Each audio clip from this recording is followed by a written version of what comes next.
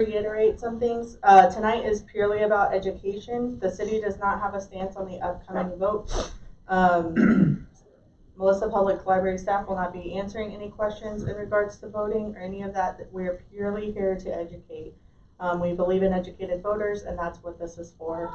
If you do have any questions, y'all are welcome to have that discussion outside of city premises, but we just ask that voting not be a topic tonight. Other than that, I pass it to Ms. Thank you, Jennifer. Hi, everybody. I love my notes because that's everybody who knows me knows I have a fear of public speaking. So thanks for coming to our presentation. I'm Lily. I'm with the Melissa Historical Society, and thank you to Melissa Public Library for letting us have this here, and thank you to Kelly Mayberry for putting this presentation together. Just a quick introduction of Kelly, and then we'll get started. Kelly Mayberry is a former Melissa City Council member and former Mayor Pro Tem. As a grant writer for the City of Melissa, Kelly won the significant government grants that enabled the city to build Zato Park and Bob Miller Park, and she created the first ever partnership with Collin County Commissioners Court for joint park funding between the court and the city. She established the historic downtown overlay and started the City of Melissa newsletter. A former owner and resident of the Scott Barker House, she applied for and was granted a recorded Texas Historic Landmark designation for the home in 1999. And again, thank you for being here, and I'll turn it over to Kelly. Thank you. So a couple of things I'll say to start. My husband is here, and getting the historic designation was very much a joint effort, and I'll talk about that in just a minute. But just a little story about how we got here. We were living in a rental house in Allen, and we love historic homes, and we wanted to move to McKinney. And we were newly married, you know how that is, not a whole lot of money, and we really couldn't afford anything we didn't think in McKinney. And the day before our sixth wedding anniversary, Johnny said to me, I found a house in Melissa. And I'm like, what is Melissa? And when he said it was north of 380, I was like, nope, I'm not moving north of 380. Shut that down. He's like it's not going to hurt to go look at it. And so the next day after church on our wedding anniversary, we drove to Melissa, and I was inwardly a little disgruntled. And we got out of the car and we walked up, and I still remember standing on the porch of that house. And I was like, oh, this is it.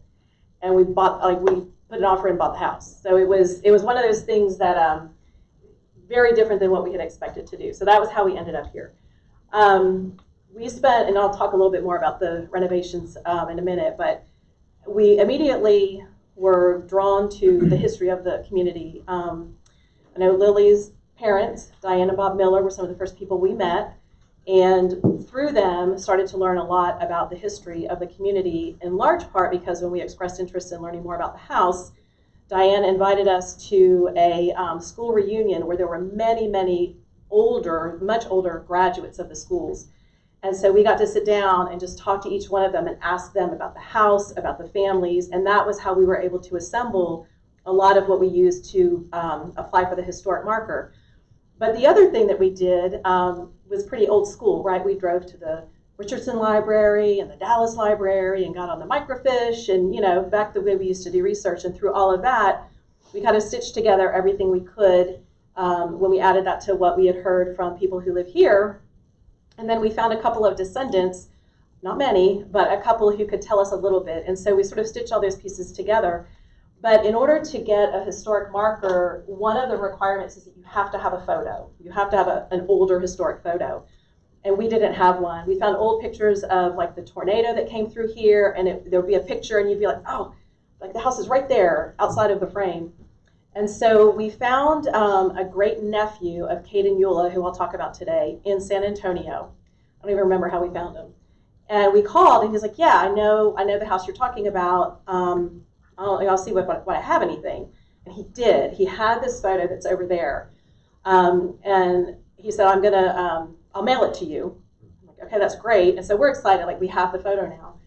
And we didn't, it was like 2 weeks passed and we don't get it. And he calls us and he says, so it was returned to me damaged. And so when you look at the photo, that's why it's torn on the top. We were sick, just sick, because we hadn't seen it, right? He was just sort of describing it to us. So he sent it to us anyway.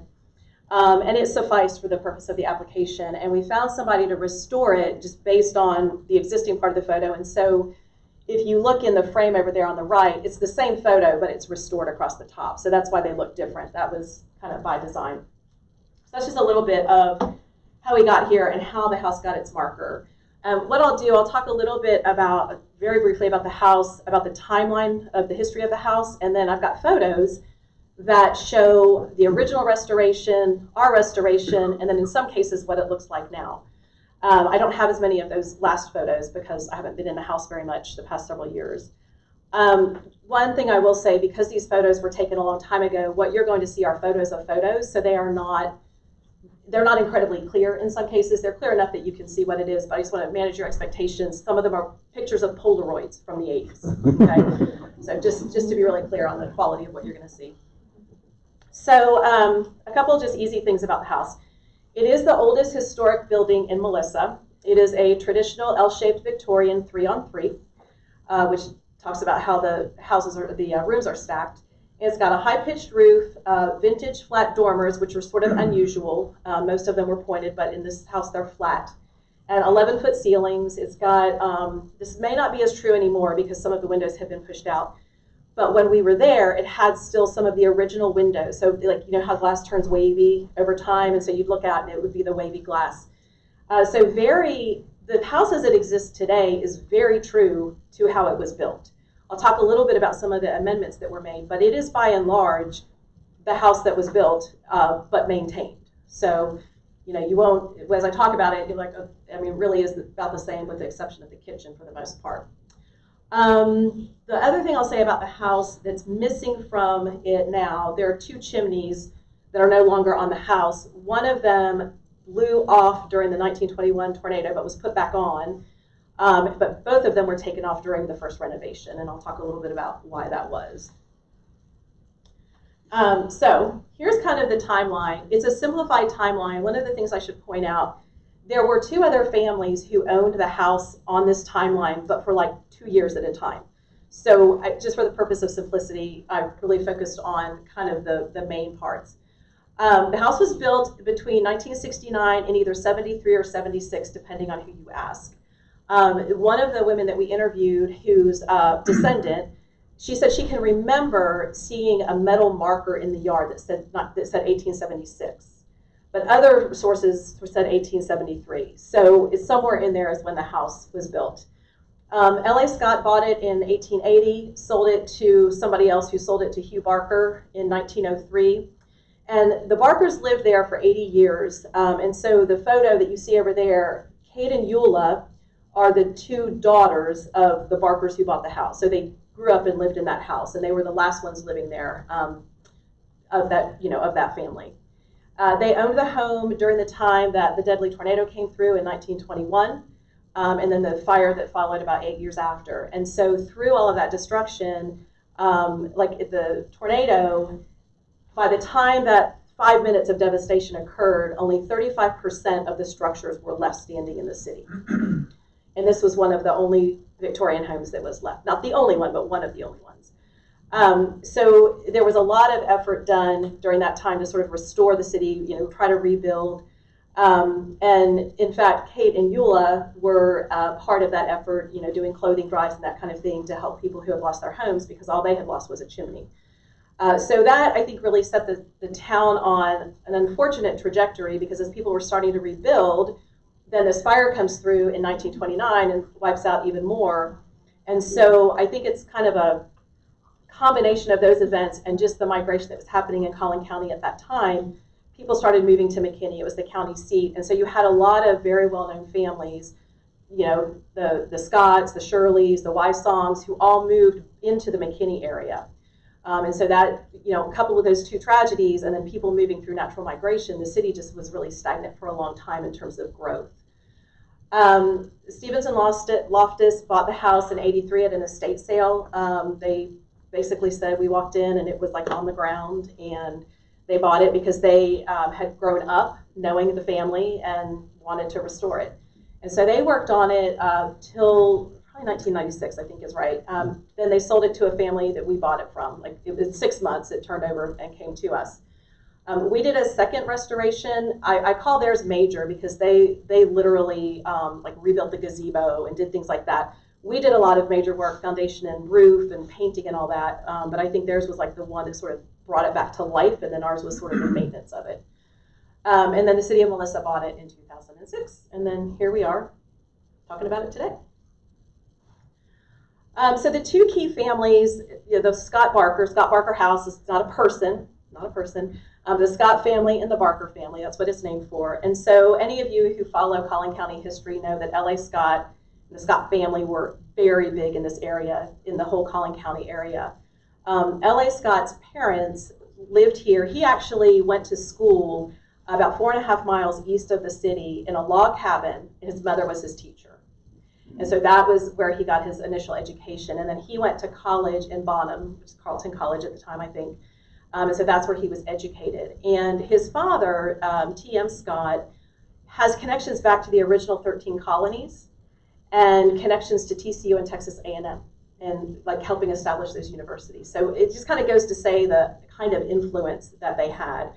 The Scott family was highly recognized for their contributions to the greater good of society, everything from education to business and to charitable work. What I listed here, they're just like little smatterings of some of the things that L.A. Scott in particular was known for. When he was here, he was a merchant for the railroad. He was the second postmaster, and he was a school board member for a long time. When he and his family moved to McKinney, he became the president and GM of McKinney Ice and Coal, which was the only company that provided power to the area.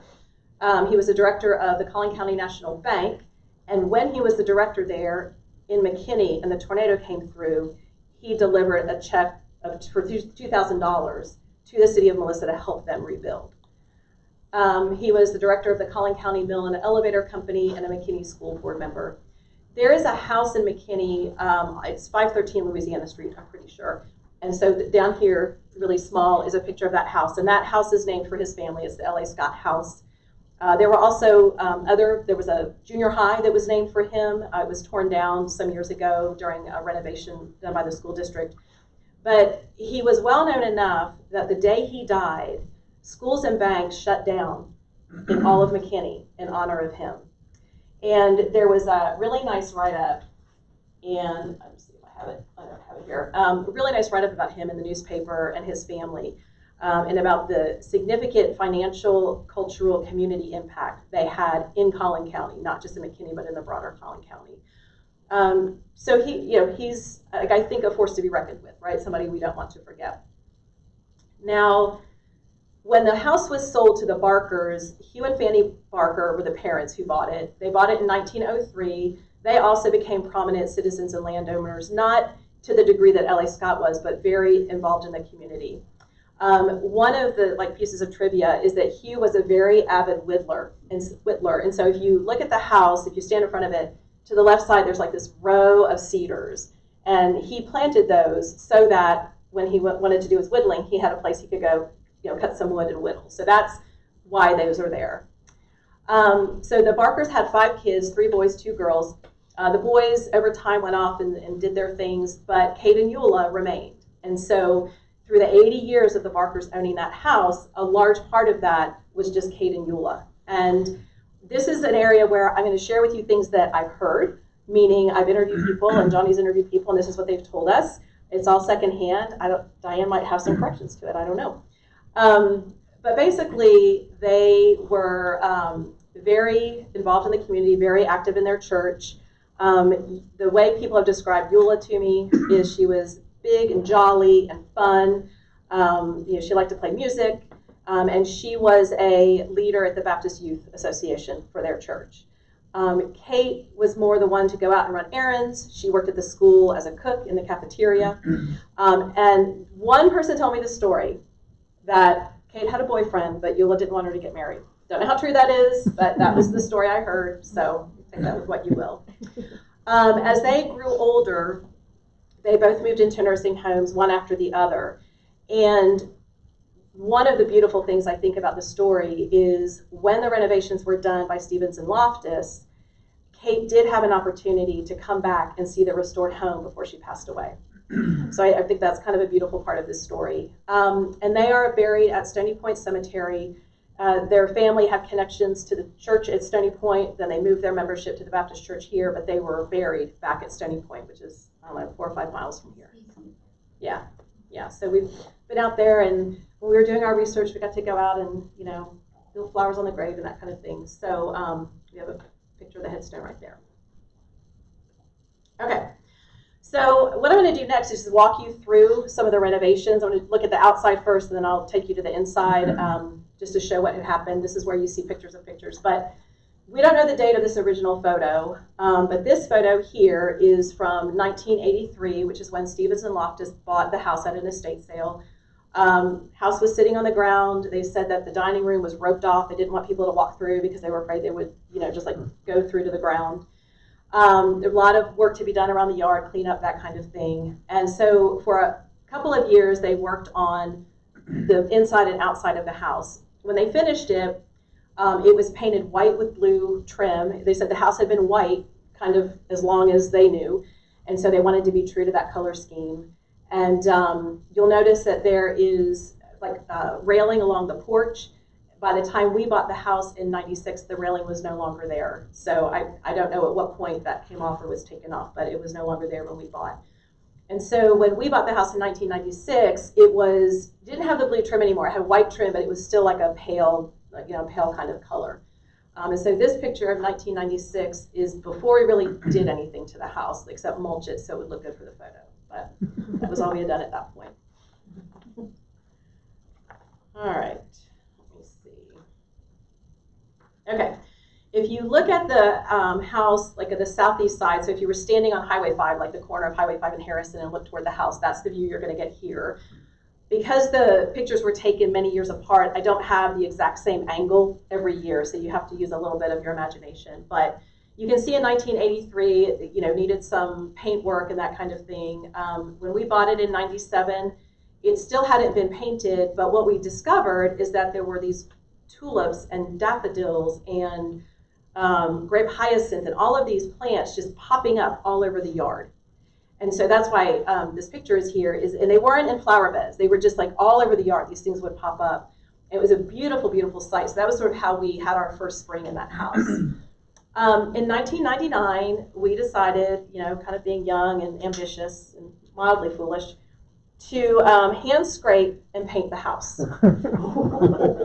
This was a labor of love. I mean, this is how invested we were in this house. This house was our baby. It was our project. And so we embark on the project. And I think there's a picture in that photo album over there. I don't know how far we're into the project. A month or 2, maybe 3. We found out I was pregnant. Now, it shouldn't have been a surprise. We were trying to get pregnant. But the timing was probably less than optimal in terms of, now Johnny was in charge of scraping and painting the entire house by himself. So you'll notice as we talk about this and go through pictures, the house was scraped and not painted for quite some time because we were going through some significant life events. But the picture here at the bottom, 2023, this was a picture I think I got from one of your files actually, is what the house looks like today, and it is the same way that Johnny painted it back then. So it's the same color and everything. So we did move it off of a white and blue to a more traditional Victorian color scheme when we painted it. So it's a Gobi beige with white trim. But I mean, you can see it's substantially the same. The construction of it is the same. Nothing was really altered at that point. So the east porch in the garden, this is hard to see the dimensions here because it is very different angles, but essentially the east porch in the garden, now there is like a utility closet here, which is where all of the mechanical things are. You can see where we had to have the foundation redone. I think we did the foundation twice while we were there, to be honest. But this was the first time we did it. And one of the things that we did at that time was put in an herb garden right off the porch. And so I don't know that the herb garden is there. It may just be a herb garden now. But there was a kind of a great big herb garden there. So you could sit on the back porch or the side porch, watch the cars go by on Highway 5 and have the wafting of the herbs. So that's what happened. That's where the biggest change on that side was just the addition of that closet so that we could have mechanical. And that was done before we came into it. The only thing that we added mechanically after that was upstairs heat and air. So when Stevens and Loftus did the work, they added downstairs heat and air, we added the upstairs heat and air. So this is actually one of my favorite parts of the outside story, is about this gazebo. And again, I know it's a picture of a picture, but this is the gazebo in 1983. It was on the west side of the house, and it was mostly just falling apart. And so they rebuilt it on the opposite side, on the east side of the house, and they used the pickets from the front fence, because the front fence was falling down. They used the pickets from the fence to build the gazebo. So these pickets that you see for the gazebo are from the, maybe not the original fence, but certainly a very old and dated fence. And so they assembled it. It was unpainted when we bought it. We painted it, and so that's kind of what it ended up looking like. But that's one of the only, that's probably the only building that they moved on the property. There was a carriage house on the property, kind of way in the back, that we've never seen. We just have heard about it. And there was, there's a 2-seater outhouse, a picture of that in here. And there was a smokehouse on the back of the house, and I'll show you that in just a minute. And that's no longer there. West porch, again, very similar. You'll see year to year. I mean, it's improved, but it looks the same. It's really no change to the architecture. Again, foundation work here. I couldn't find readily a picture of the west side. I know I have one where it's finished, but it does give you a sense of the process of the painting, the priming and then the painting. Okay, so the kitchen is really one of the main areas that was altered, and it was altered out of necessity. So originally, this was the north side of the house, and I don't have the complete configuration. I could just go from my notes, but essentially there was a small kitchen, and then there was a smokehouse and a bathroom. And I say bathroom, meaning there was limited septic, and so there was a toilet and there was a clawfoot tub, both of which are still in the house today. And the way it was positioned, the smokehouse was on, kind of the backside of the kitchen, but then you could literally get water out of the well and pour it through the window into the tub. And the well still works. It's still an active well.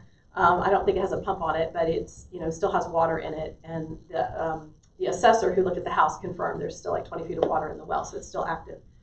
But that was one place where they had to significantly modify the architecture because they had to take out the smokehouse.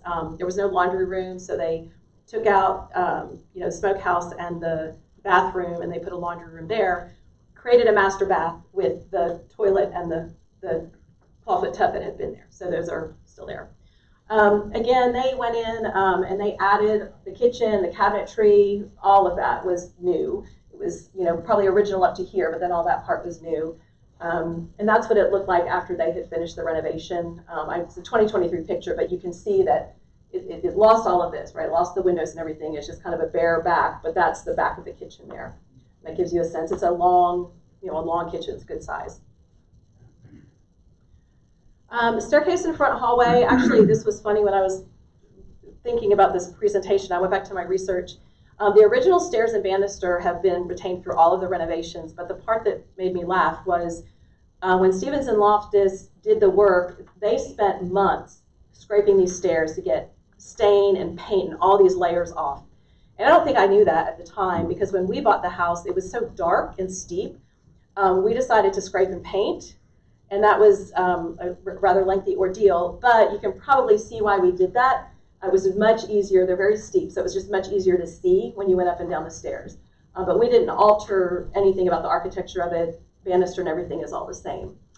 The other thing that's all the same, it's just painted, freshly painted, is the front door. It's the original front door to the house. It has a spring doorbell on it where you pull up the spring and it dings. And so my kids used to love to ring the bell for lengths of time. It's fun the first time or two, and after that it's a little bit old.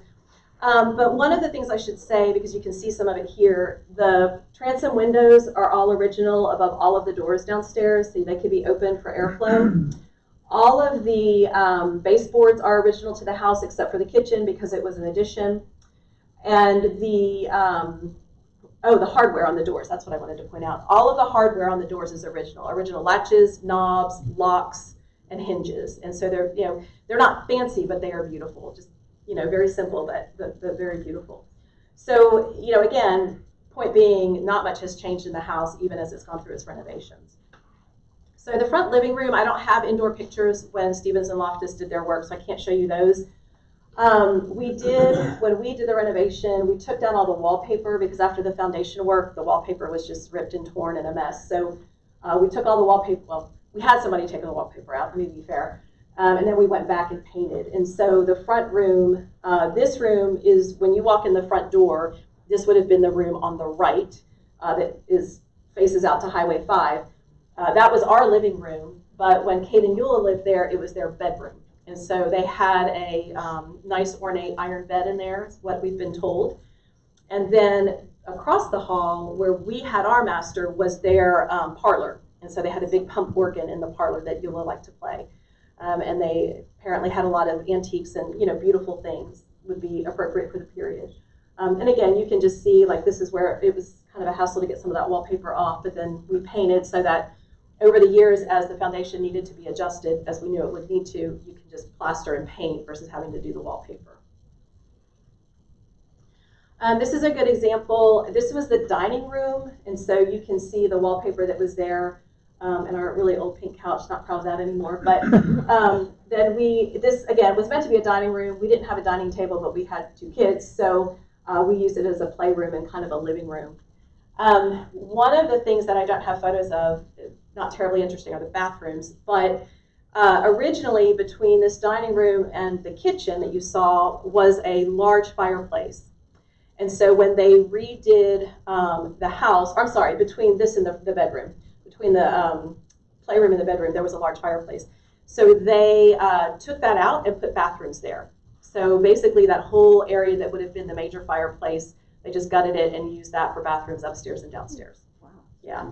And then the other place that they did that, there was another fireplace downstairs that they took out, and they used the room for that to basically put faucets in. So again, they were amendments that were made kind of out of necessity. Upstairs, there are 3 bedrooms. We always call this one the pink room. So if you were to go in the house and go up the stairs, to the right was the pink room. It was Pepto-Bismol pink. We decided we were going to paint it yellow because we didn't know if we were having a boy or a girl, and we painted it yellow and didn't like it. And so, and this was all over Christmas, and so ultimately ended up with like cream walls and a blue floor. So all of the flooring upstairs is original. The wide boards and all of the walls upstairs are original. The wide boards, except for one room. It was one room they had to sheetrock over because of the damage. But other than that, that's all still there, still original. Upstairs front bedroom, same thing. You can see how the whole house, where it has the dormers, it has a cutout for the dormers, but you can see everything was peeling and cracking. And so this was the one room upstairs that was sheetrocked when Stevens and Loftus renovated. And so we ended up just painting. They did tell us that in one of the rooms, and it has, I think it's this room, but I can't confirm, the Barker kids had put their names on the wall. And so they had a sheetrock over it, but somewhere under there, the kids had engraved their names in the wall. Obviously, we've never seen that. And then the only other room upstairs is this back bedroom, is what we always called it. Again, you can see really well the slats that are used to make the walls. Again, all original. This we went through and painted it just so it was a little bit cleaner looking. I don't remember if we caulked it or not, but we certainly painted it. So that's just a little bit, kind of a quick walkthrough of the upstairs and downstairs of the house. When we were finally approved for the historic marker, we held a dedication ceremony, and it was actually pretty fun. This picture of Diane up there too. I did that on purpose. And we invited the community. We had people from the Historic Commission come. We had people from around the town come. We had family come. One of the neatest things for me was some of the descendants of L.A. Scott set flowers. And then this is Mr. Stevens and his wife. They were having their 50th wedding anniversary around this time. And so they had sent us that picture for their 50th wedding anniversary. They weren't able to be there. So that was in 2000, October 14th of 2000 is when it was dedicated. The only other picture I have for you, house related, is this, and it sort of shows the condition of how the house has kind of deteriorated on the inside. If you go by, you can look at the outside, you can see where some things need to be replaced or repainted. But on the inside, this is the condition now of some of the walls, right? They need to be kind of repatched and repainted in that upstairs bedroom. Similar thing here. right? You can just see that like the sheetrock has come off probably because the house has shifted, and so that needs to be redone. You can see some of the cracking, right, along the windows. And then this room also upstairs, same thing, right? It's just, it needs the renovation of having that kind of taken off and repainted. So that gives you a little bit of the here and now. Probably the last photo, well, the last photo, no probably about it, is this is the spring of 2006. I mentioned that there were these beautiful flowers that would pop up all over the yard. And so out back, I guess really the west side of the house was our out back. We sort of nurtured that, right? And so we ended up with these flower beds, mostly of irises that would pop up every spring. A lot of daffodils in there too.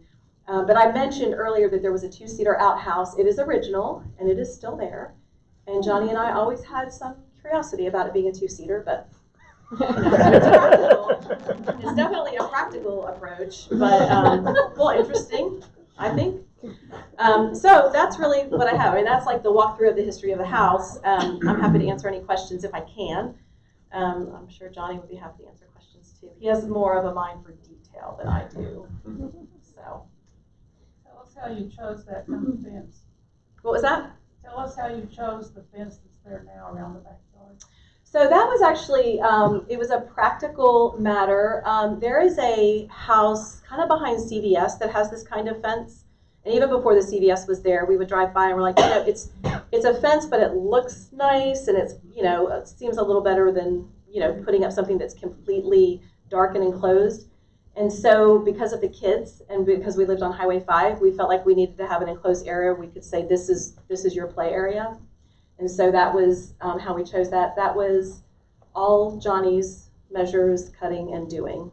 So. It's my first and last fence ever. Yeah, I guess that's one of the things I should have said. Loftus and Stevens did, foundation repair. They added bathrooms. They added mechanical. Did a bunch of repair work. When we came along, some of that had to be redone just because it's an old house, right? You have to do the roof. I'll talk about that in a minute. You have to do the foundation. But Johnny painted, hand-scraped, hand-painted the whole outside, including the porches, added the beadboard ceiling. If you ever go into old Victorian homes, the porches, they have the beadboard ceiling that's like a light blue. He did all that. We had central heat and air put upstairs. What am I forgetting? Sealed the outhouse because we didn't want it to fall down. That's about it. Yeah. Lots of yard work. Lots of yard. Yeah, that's true. We put probably as much or more time in the yard as we did in the house. So. The house sits on almost 2 acres, and at one point I counted we had 40 producing pecan trees in the yard. And there was a gentleman who lived down the street who knocked on our door one day, introduced himself, and said, "I used to pick pecans for the previous owners. I'll pick them again and give you halves." I thought, that's great. But then we ended up with all these bags of pecans we didn't know what to do with. But there's still probably 40 producing pecan trees on the lot. Yeah, the yard is beautiful. It was just lovely. That was one of my favorite parts about living there.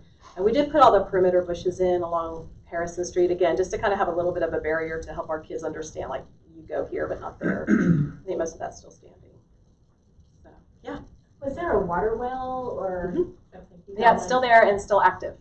Active meaning it's full. It doesn't have a pump on it, but there's still water in the well. And that was where they would get the water out of the well, pour it through the window into the bath to take a bath before they had the running water. And it's brick lined. Yeah, it's a nice well. It's real. We actually, we were very ambitious. We were going to put a pump on the well because we were like, then use it to water the yard. And so we went to Home Depot.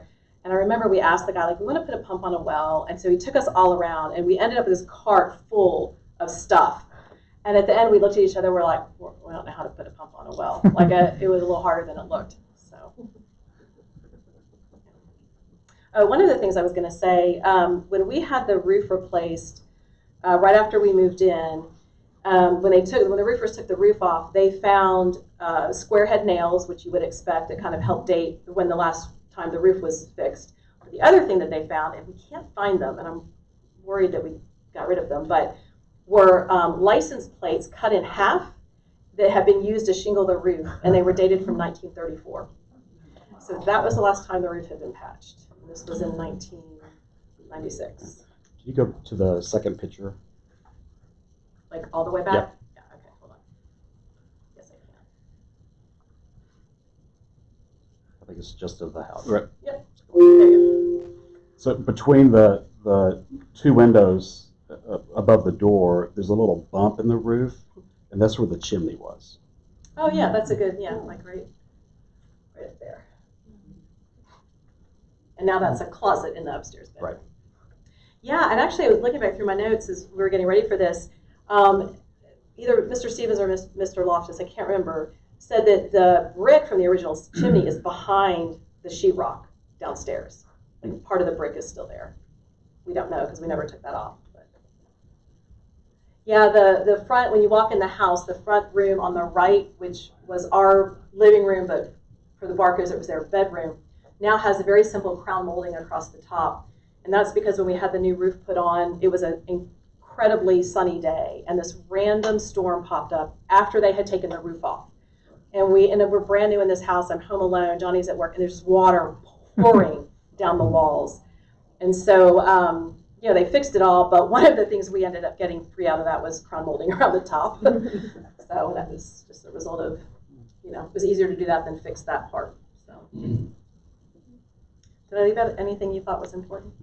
Okay. Yeah.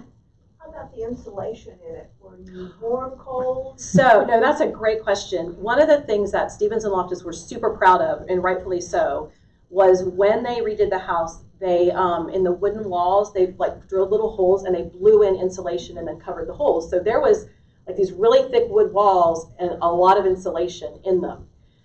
So in that regard, it was great. Like they did a great job. The kitchen on the north side of the house, not so much. And I can remember a couple of really cold winter mornings wearing a jacket to go into the kitchen.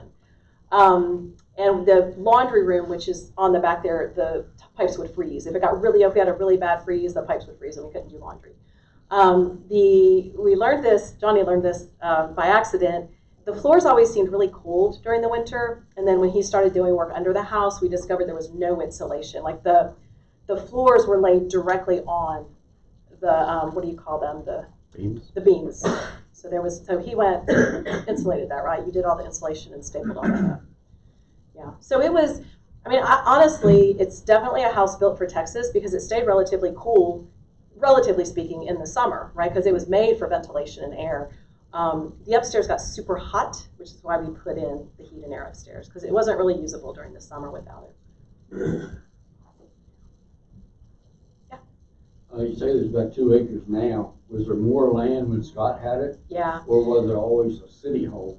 No, there was a lot of land associated with it when the Scotts had it. And then when the Barkers bought it, over time, they sold off pieces until it came down to the 1.7 acres it's on now.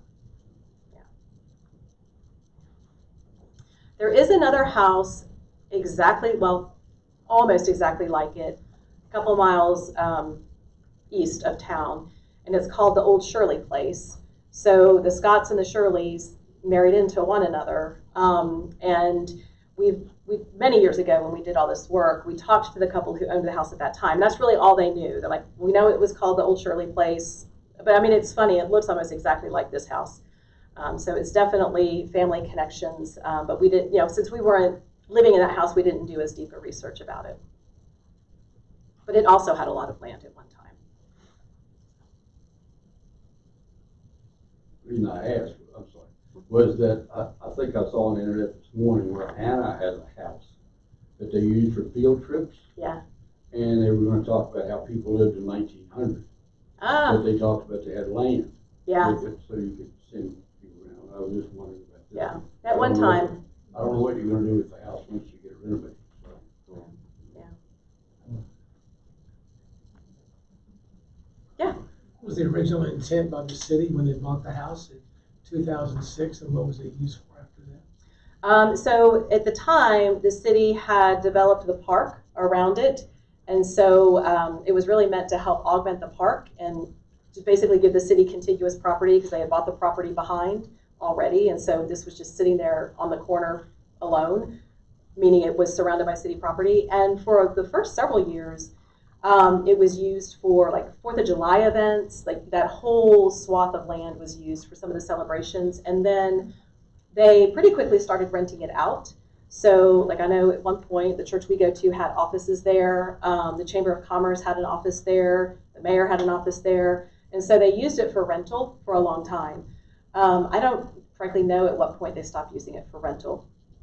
But that, it was always meant to be somehow the land to help benefit the city, and then the house to just, it was more of a passive use, like find a way to make use of it versus being bought for a specific intent.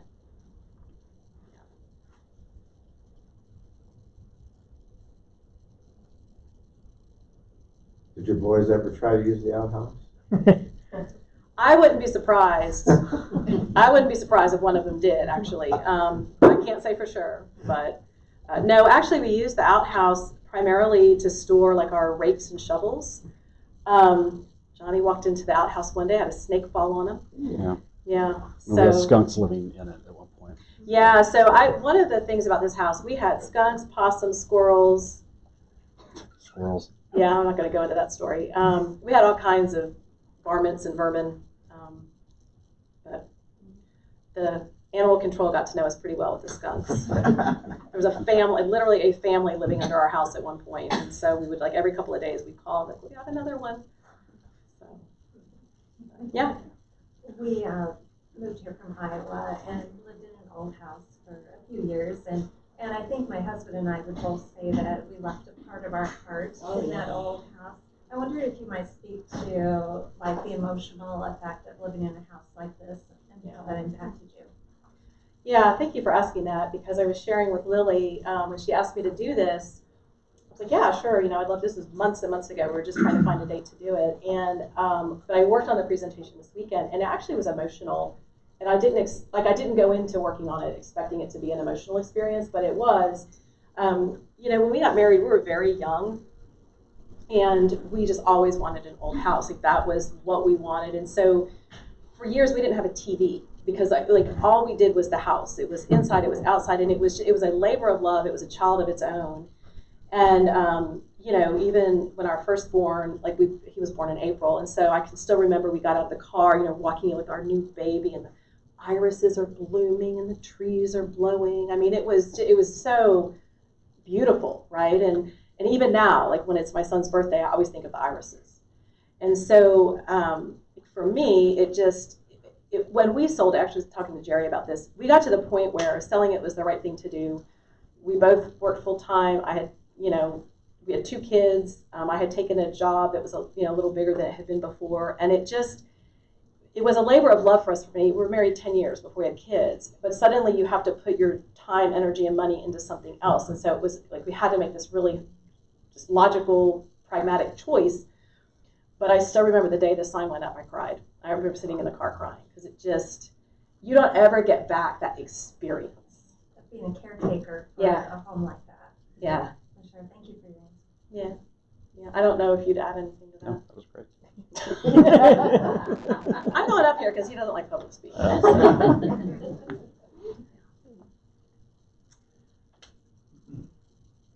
Okay. We have that photo over there if you want to look at it. I do have this scrapbook that we put together over time. I clearly got to the end and just stopped putting pictures in it, so it just sort of has a dud of an ending. But if you want to see some of the pictures I showed, if you want to see the actual Polaroids, for example, they're all in that book over there. So anyway, yeah, and we'll answer any questions if you've got them. But thank you. Appreciate it.